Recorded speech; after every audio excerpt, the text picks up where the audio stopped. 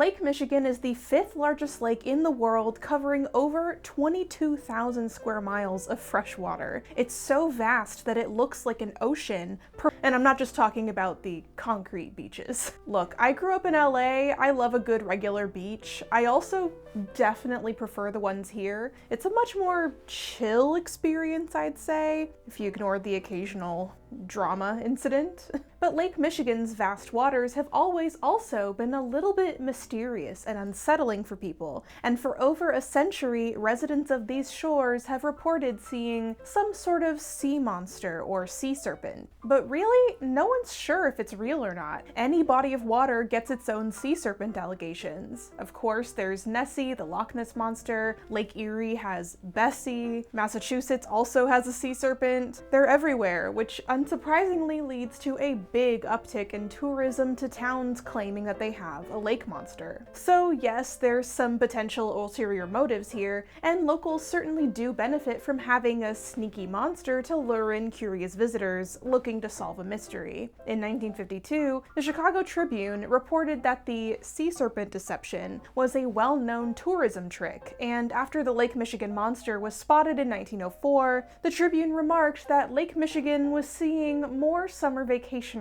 than ever before. But there are so many sightings of this thing, one does have to wonder, is something truly lurking beneath the depths? Come learn with me. But before we get into it, let's hear a quick word from today's sponsor, Babbel. My wife and I were in Europe last May, and for the first time ever, I didn't constantly have French waiters automatically switching to English with me when I addressed them in French. I definitely attribute a lot of this to my French improving with a lot of practice on Babbel. Babbel is one of the top language learning apps in the world, with all-in-one conversational lessons right in your phone to make language learning easy, convenient, and actually relevant and useful to your needs. Summer is wrapping up, but there's plenty of travel on the horizon, and one of the most vital and often neglected parts of travel prep is learning the language of the country that you're visiting. Knowing the basics and some conversational things can help you navigate directions and signs, ask for help, order food, and make new friends. Babbel can help you feel like a more present and prepared traveler, from the airport to check-ins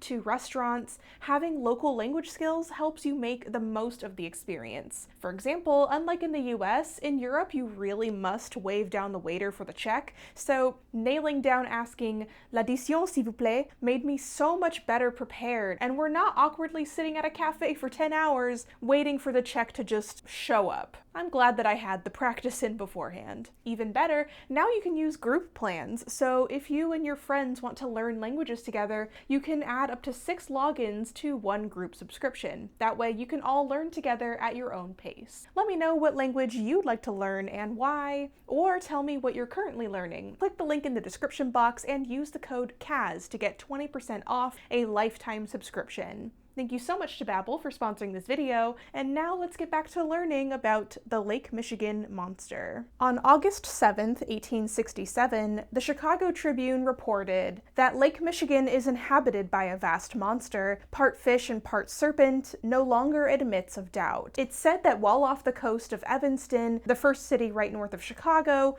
George W. Wood and his crew on the propeller boat the Skylark had spotted a creature in the water, about 40 to 50 feet long, with a neck as thick as a human's and a body as thick as a barrel. And then on August 6th, a fisherman named Joseph Muhike also saw the creature, this time near the Southside neighborhood of Hyde Park. He remembered the creature as being 5 times the length of his boat, with bluish black and white scales, with a triangular head, and it moved like a snake. These appear to be some of the earliest reported sightings of the Lake Michigan monster. But odds are, rumors abounded well before this. After all, cultural beliefs in water creatures have been around the area for thousands of years. Our local indigenous tribes had various versions of the myth of the Great Horned Serpent, generally agreed to be a large snake-like creature with huge teeth and horns that usually lives in lakes and rivers. Some stories say that the creature can manipulate the weather or alter its form. The Great Horned Serpent was sometimes said to roam the Great Lakes, So it's no wonder that by the late 17th to 18th century, when the white folks started showing up from Europe, they heard of these stories and were kind of like, hey, we also have some stories about sea serpents back home too. That's crazy! A lot of early settler monster tales are easily explained by the fact that these settlers were often deeply paranoid or anxious about their new unfamiliar surroundings. They weren't accustomed to the local wildlife, and it was easy for them to see local critters or hear strange noises and be like, holy shit, a monster! Lake monsters are especially pervasive because humans don't live underwater or really go under there very frequently, especially back then before we had diving gear. So all of these monster sightings were quick glimpses at something weird which would then disappear. Not exactly a ripe situation for logical study. August 1867 was obviously a really popular year for lake monsters. On August 3rd, a Captain McBride and a tugboat captain named Consol were off the coast of Milwaukee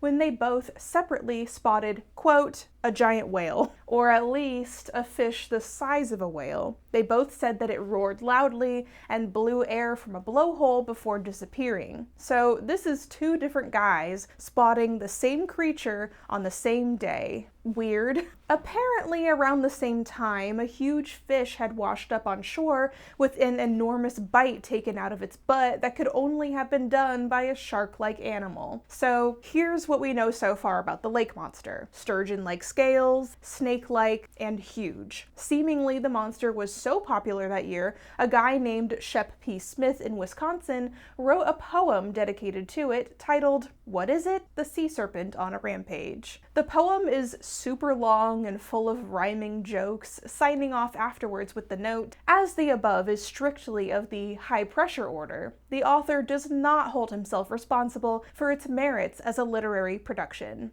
No other apology is offered. Bars. The monster was next mentioned 18 years later in the summer of 1885, I guess it took a vacation, when the Portland Daily Press wrote, a water monster is reported to have been disporting himself in the waters of Lake Michigan. According to the description and manner of appearing in public, it must have been our esteemed and venerable friend, the sea serpent. He has also been reported on the Atlantic coast, making his annual appearance along with the summer visitors. But this did not prevent him from being at the same time in Lake Michigan. No well-regulated sea serpent ever lacks the ability to appear in at least 4 different places at the same time. Seems like over the last 2 decades, people had become less inclined to actually believe in a sea serpent, but that didn't stop the sightings from rolling in. In 1897, the news reported on a man named Joe Downey, who was at the beach north of Chicago when 2 men came running, yelling for help. Downey followed them to the water,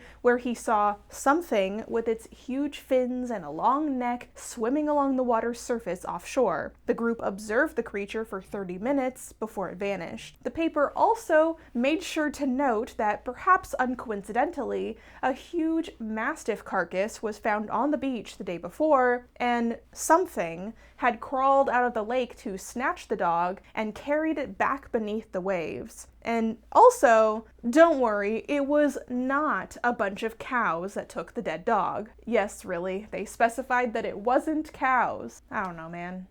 In 1903, news reported on a sea serpent spotted by a fisherman, but it was much later reported in the 90s that the animal had actually turned out to be Big Ben, the sea lion who had escaped from the Lincoln Park Zoo. The next significant lake monster sighting was in 1904 when it earned nothing more than a little blurb, humorously quipping, "It is reported that Lake Michigan has sea serpents 20 feet long, green in color with yellow stripes. Amount and character of beverage necessary to produce the reptile not stated." 4 years later, a similar blurb ran, "4 women of unimpeachable veracity say they saw a sea serpent in Lake Michigan recently. Somebody must have been spiking their ice cream sodas." It seems that by the turn of the century, people were no longer inclined to seriously entertain allegations of a lake monster. The issue was the lake monster also just kept being spotted, although people started to believe that it had moved north to Milwaukee. Why anyone or anything would do that,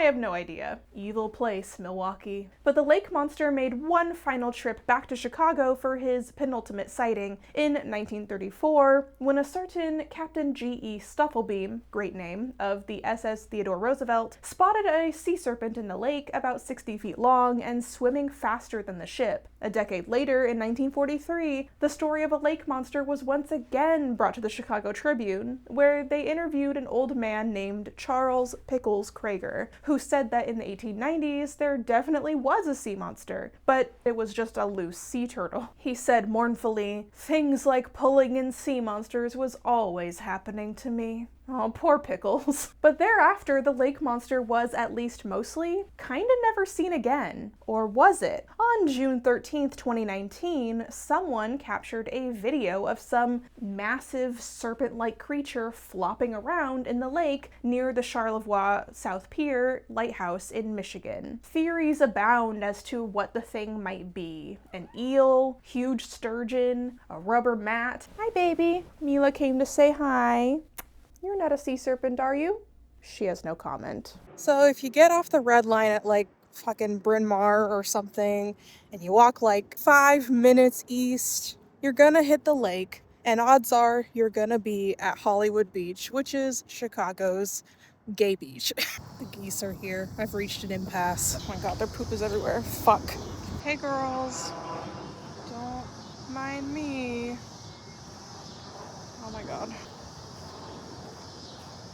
Oh my god. That was so scary, I almost died. Over there in yonder direction is the direction of Evanston, behind these buildings here. And that is where some of the original sea serpent sightings were.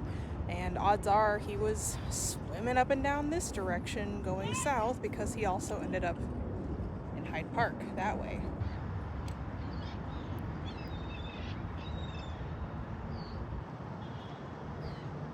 Well, I can't say I see any sea serpent. But there's another theory as to what the monster of Lake Michigan really was. What if it was a shark? So this is yet another Chicago mystery that people kind of don't really have an answer to. In 1955, a story goes that a young boy named George Lawson was swimming in Lake Michigan when he was randomly attacked by a bull shark that bit his leg off, which would obviously be super weird given the fact that sharks are, you know, saltwater creatures. Not that it's impossible for one to make its way to Lake Michigan, I guess, but it would be like really, really difficult. That shark would have to be trying hard as fuck to get all the way upstream the Mississippi River or something. But at the same time, weird animals do appear on Chicago's shores. Like, sometimes we get gators near the stockyards. Other times we get weird alien blobs. But that's not even getting into the weird critters that are actually naturally occurring in there, like the giant sturgeon or sea lampreys, which I hate so much, but not sharks. What makes the shark tale weird, according to Chicago historian Adam Selzer, is how little it was reported on. Like, if a bull shark was in the lake and ate a little boy's leg, you'd think it would be front page news, right? But apparently it wasn't reported on at all. And the story first appears in the 70s, 2 decades later, and apparently the source was a children's book titled Man-Eating Sharks by a British guy named Felix Dennis, uncoincidentally published the year Jaws came out. It'd be easy to write the whole thing off in that case, but this isn't even the first mention of a shark in Lake Michigan, although upon further prodding, it's almost certain that Felix Dennis made the whole thing up. In 1900, around the same time as the lake monster sightings, the Cleveland Leader newspaper ran a story saying, "Chicago has discovered a shark in Lake Michigan. This may simply be an advertisement for the Windy City as a summer resort." Well, there's the sea serpent deception theory again, which is fair, but I'm not really sure why Chicago would need help being seen as a travel destination when the enormously successful World's Columbian Exposition was only a few years earlier. And also, why would anyone want to go swimming in a lake where there might be a shark? Selzer did a lot of digging into this story and found nothing from Chicago proper, but did find an item in the Topeka Daily Capital saying, "People hitherto regarded as sane declared that they saw a man-eating shark devouring Andrew Fisher, a southern Chicago fisherman who put out his boat on Sunday night and mysteriously disappeared." Okay, well, my first instinct was to doubt the existence of Andrew Fisher the fisherman because too on the nose, but apparently he was a real guy who vanished. Pointedly though, his body was devoid of shark attack evidence when discovered, so who knows how drunk those witnesses were. But as we learned with the case of the Chicago phantom kangaroo, freak exotic animal incidents are not at all impossible in Chicago, and many times turn out to be very true, albeit with reasonable explanations. And the explanations are often that the animals were dumped or escaped. In 1969, the shark rumors abounded and were demystified when investigators discovered that a man had been keeping a shark corpse in his freezer after catching it while fishing in Florida, and had then drunkenly dumped it into the lake as a joke to freak people out. So there was a shark, but no attacks or kills, although the US Coast Guard's Richard Stanberry did tell the Tribune that he knew of stories where people would